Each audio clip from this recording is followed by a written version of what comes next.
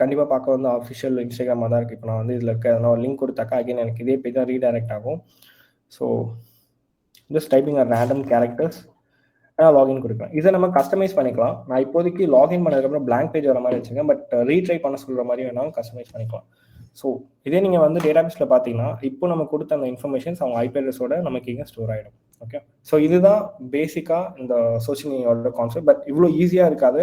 அதுக்கு பின்னாடி நிறைய கான்செப்ட்ஸ் வந்து இருக்கும். லைக் இமெயில் வந்து அஃபிஷியலாக உங்களுக்கு இன்ஸ்டாகிராம்லேருந்து வர மாதிரி பண்ணுவாங்க, ESPF ப்ரூஃப் பண்ணி.